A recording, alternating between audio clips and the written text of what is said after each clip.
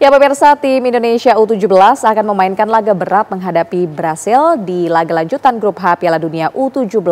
Lalu bagaimana peluang Indonesia? Kita akan membahasnya bersama dengan seorang pengamat sepak bola, ada Bung Fernand Huta Barat. Selamat siang, Bung Fernand. Selamat siang, Mbak Indi.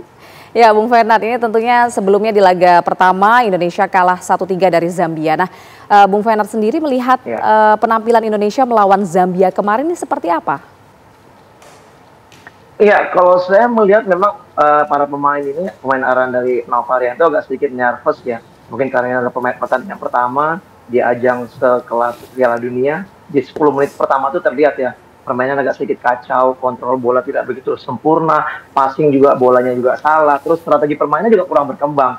Dan kita sebenarnya udah kebobolan duluan tuh di waktu yang 1 menit belum sampai 1 menit kebobolan. Tapi masih beruntung karena gol itu dianulir sehingga kita masih bisa terus mencoba memberikan perkembangan permainan, dan akhirnya setelah menit ke-12 setelah gol yang tercipta oleh Goli, umpan tarik tadi dari Evandra kena terpisah oleh pemilik gawang, dan kita cair tuh bermain tuh.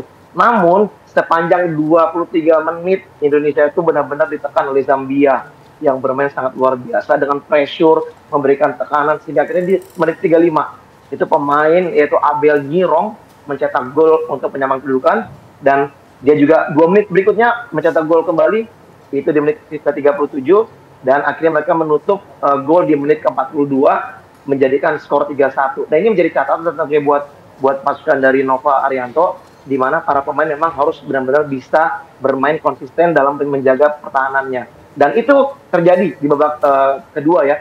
Penampilan sudah berubah, Mirza juga mendapatkan kesempatan namun juga bisa diblok, dan kita tidak ada mencetak gol sama juga dengan Zambia. Artinya memang pertahanan dan juga komunikasi pemain di babak kedua udah semakin lebih baik. Nah, ini yang diharapkan nanti, karena kita tahu kita lawan Brazil, tim yang sudah 4 kali menjuarai Piala Dunia U17, tentunya bukan pekerjaan yang gampang. Ini makin berat, dan Nova harus bisa lebih pintar lagi untuk mencari bagaimana formula strategi yang akan dimainkan. Oke, artinya kalau soal taktik sudah aman ya, atau masih ada yang harus dibenahi?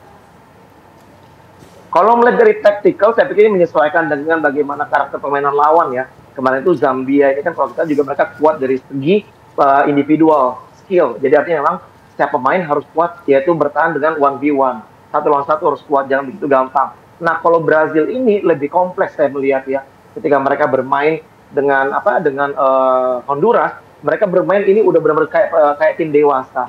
Mereka bermain dari segi taktikal, dengan cara mereka individunya juga semua terlihat lebih rapi ya, sangat dewasa cara permainannya. Nah, ini PR yang sangat berat menurut saya bagi Nova untuk bisa mencoba mencari skema dan juga menentukan pemain mana yang akan tetap dimainkan pada saat melawan Brazil ya. Saya pikir kembali masalah strategi yang harus memang dicoba untuk Nova untuk bisa meredam penampilan dari Brazil. Oke, tapi taktiknya kira-kira kita harus gimana dulu nih, Bung? Apakah menyerang terlebih dahulu ini atau? Menarik ya. Betul, ini menarik ini. Kalau saya tidak salah juga kita pernah bermain lawan Korea Selatan. Saya lupa itu pada saat ajang apa. Kalau salah Nova juga pelatihnya. Itu kita bermain bertahan total, dan kita bisa mencuri akhirnya 1 gol kemenangan untuk tim Indonesia. Jadi sepanjang babak itu bertahan total. Kalau memang harus dengan cara seperti ini, saya pikir memang harus wajib untuk dilakukan juga ya. Kita juga harus realistis. Kita tidak bisa bermain terbuka melawan Brazil, karena Brazil adalah tim kuat, tim bagus. Secara mental juga mereka siap untuk bermain di Piala Dunia. Dan kita harus mempunyai strategi yang mungkin menurut saya lebih baik bermain defense counter. Kita bermain benar-benar negatif play, dan kita mencoba melakukan serangan balik ketika mendapatkan kesempatan. Dan ketika gagal, semua pemain harus kembali cepat bertahan dan melakukan compact defense dengan rapi. Kalau tidak, mungkin saya pikir gol akan lebih daripada Honduras bisa dilakukan oleh Brazil. Ya, taktik seperti ini sebenarnya sudah pernah dipakai, apa bagaimana?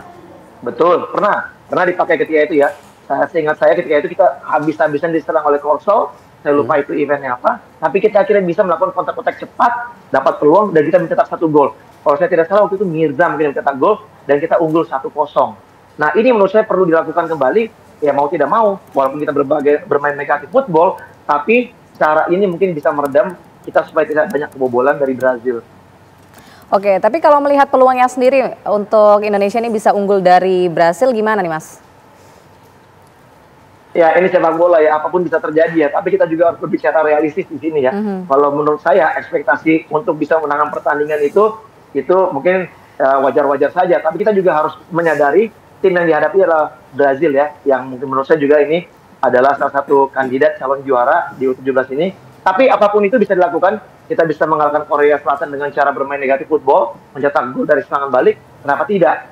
Ya, siapa tahu juga mungkin ini adalah cara yang terbaik. Dan mudah-mudahan kita bisa memenangkan pertandingan.